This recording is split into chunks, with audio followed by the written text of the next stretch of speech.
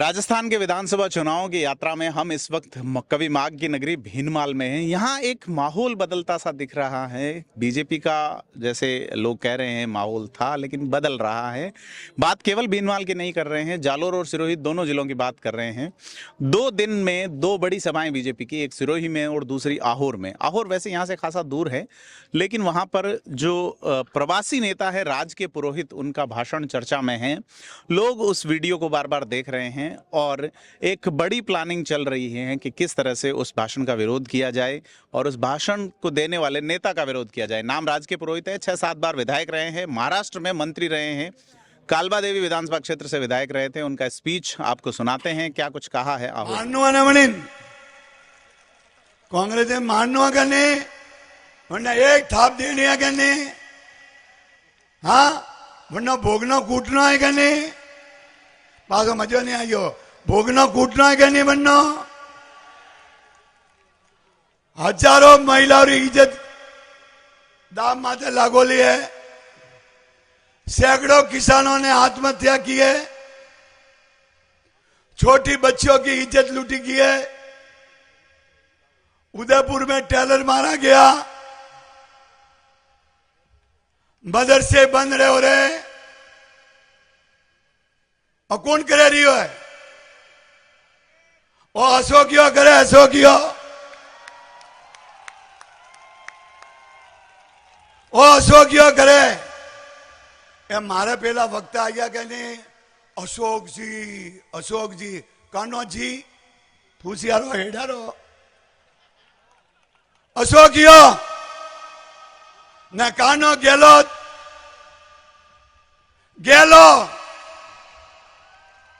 राजस्थान बर्बाद की दो, बर्बाद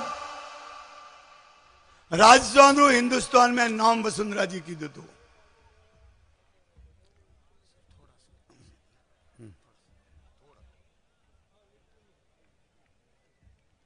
भाई साहब आक्रमण करने दो, डोंट वरी।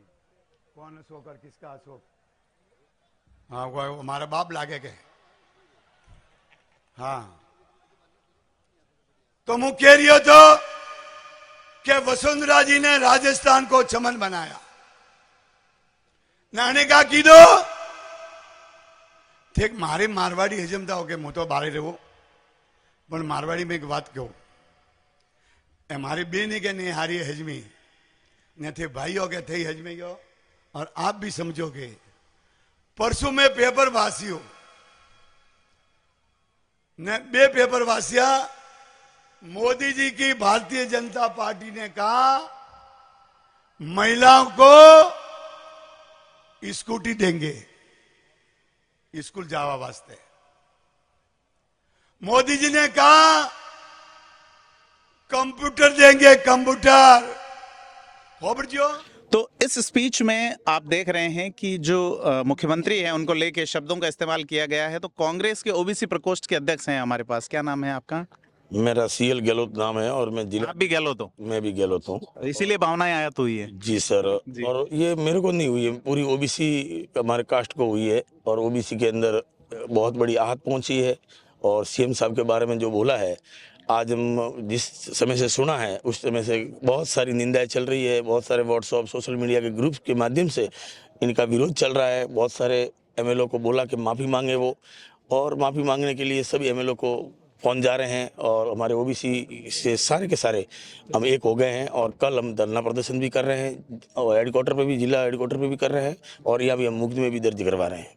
इनकी इतने सीनियर नेता हैं आपके इसी इलाके के, जहाँ तमीज और तहजीब का इलाका है, वैसे मारवाड़ बड़े प्रेम से बात करते हैं, क्यों ऐसा पहले कभी सुना नहीं गया उनको? नहीं, कभी हमने पहले ऐसे नहीं सुना था कि इस प्रकार ओबीसी जाति को मतलब इस प्रकार बोला है ना। तो मुख्यमंत्री को बोले हैं, बहुत वैसे ठीक नहीं है मुख्यमंत्री सभी की। मुख्यमंत्री जी को जो ओसी जो लफ्जे में बातें की है राजकीय जी ने, मैं तो इतनी निंदा करता हूँ जिलाध्यक्ष होने के नाते, और घोर निंदा करता हूँ। और ये बात हम आपके माध्यम से इन तक पहुँचा कि वो माफ़ी मांग ले तो अच्छा है, वरना आगे जाके ये बहुत बड़ा माहौल ओबीसी वाले इनके लिए खराब करेंगे। पॉलिटिकल इसको ऐसा समझें, राजपुरोहित समाज एक बड़ा समाज है। एक टिकट बीजेपी देती रही है मारवाड़ में, एक कांग्रेस देती है। इस बार बीजेपी ने अपना टिकट यथावत रखा है, लेकिन कांग्रेस ने राजपुरोहित समाज को टिकट नहीं दिया है। क्या खींच है उस समाज की? क्या नाम सर आपका? मेरा नाम शिवनारायण विष्णु एडवोकेट हूँ मैं। जी शिवनारायण जी, क्या लगता है आपको? नहीं, खींच वाली बात ऐसा कुछ भी नहीं है।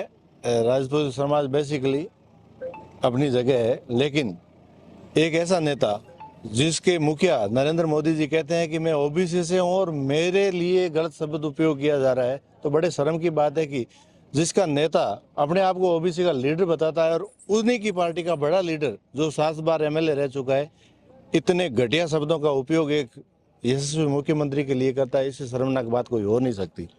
बीजेपी के बड़े नेता इवन वसुंधरा राजे, इवन गजेंद्र सिंह शेखावत के तो आपसी अदावत है, लेकिन भाषा और मर्यादा अशोक गहलोत ने भी कभी नहीं खोई, गजेंद्र सिंह शेखावत ने भी नहीं खोई, वसुंधरा राजे ने भी बनाई रखी। क्या लगता है आपको, पॉलिटिकली या कोई गेम है? ये हो सकता है उकसाने के लिए किया गया हो, लेकिन कांग्रेस के अनुशासित सिपाही है सभी लोग हम, और हमारे मुख्यमंत्री, क्योंकि ये ओबीसी के सबसे बड़ा चेहरा है और बीजेपी बौखला गई है, इनका तोड़ नहीं है इनके पास, इसलिए इनके नेता जो महाराष्ट्र की राजनीति करते हैं वो यहाँ आकर के माहौल को खराब करने के लिए ऐसे घटिया लफ्ज यूज कर रहे हैं। ऐसी परंपरा कांग्रेस की नहीं रही है, लेकिन बीजेपी के नेता अक्सर इस प्रकार के शब्दों का उपयोग करते हैं।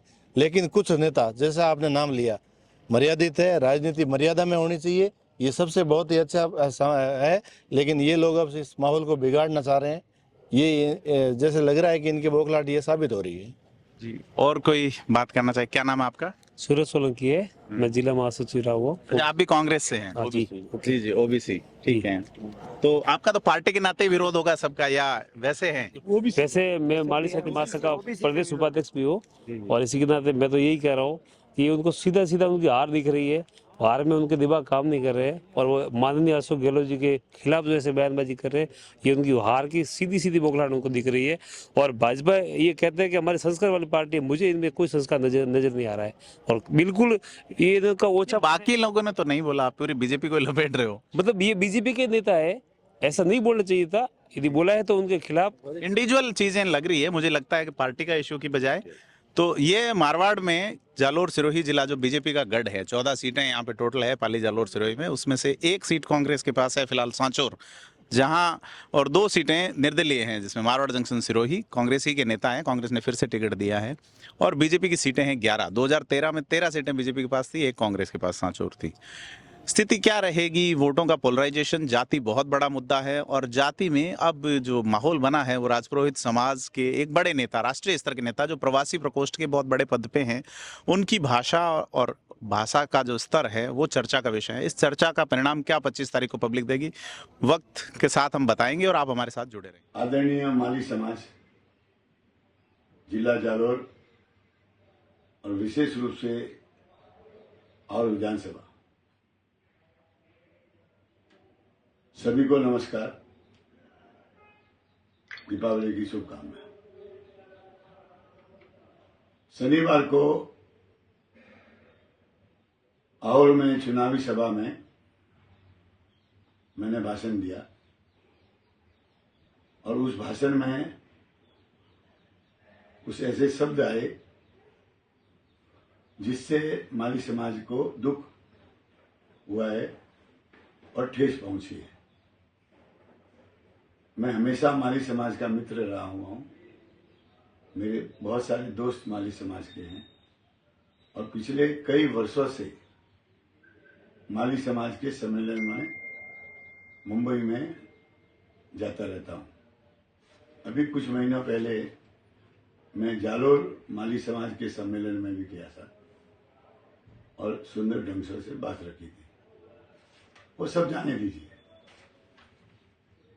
जो कुछ भी मैंने चुनावी सभा में कहा है, उन सारे शब्दों को मैं वापस लेता हूं जिनसे माली समाज को दुख पहुंचा है, वापस लेता हूं। एक और दूसरी, माली समाज को जो ठेस पहुंची है, जो अपमान महसूस हुआ है,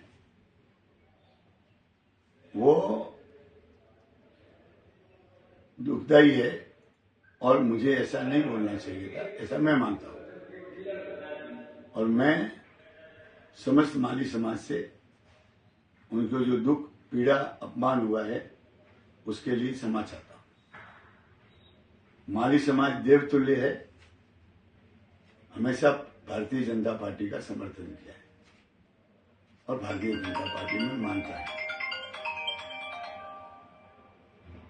मैं ये मानता हूं कि आपकी मेरे इन शब्दों से नाराजगी कम हो जाएगी, ऐसा मैं मानता हूं। और मैं विशेष रूप से आप लोगों से विनती करता हूं कि आप चुनावी दिन में इस विषय को आगे न बढ़ाएं। आप मेरी दुख प्रकट पीड़ा को आप समझे। मैं माली समाज के साथ खड़ा हूं। फिर से जिन जिन को मेरे शब्दों से तकलीफ हुई है उनसे क्षमा चाहता हूं और मैं एक सरल, ईमानदार, संघर्षशील भारतीय जनता पार्टी के उम्मीदवार सज्जन सिंह राजपुरोहित खड़े हैं। उनके साथ आप खड़े ये भी मालूम है और वो भी आपके साथ खड़े हैं। मुझे पूरा विश्वास है कि आने वाले चुनावों में आप उनके साथ खड़े रहकर उनको भारी मतों से विजय बनाएंगे। फिर से मैं माली समाज को विनम्रतापूर्वक विनती करता हूं कि मैं जो कुछ भी आपको गलत फहमी हुई हो उस गलत फहमी को दूर करे और सारी नाराजगी दूर करे, ऐसी मैं विनती करता हूं।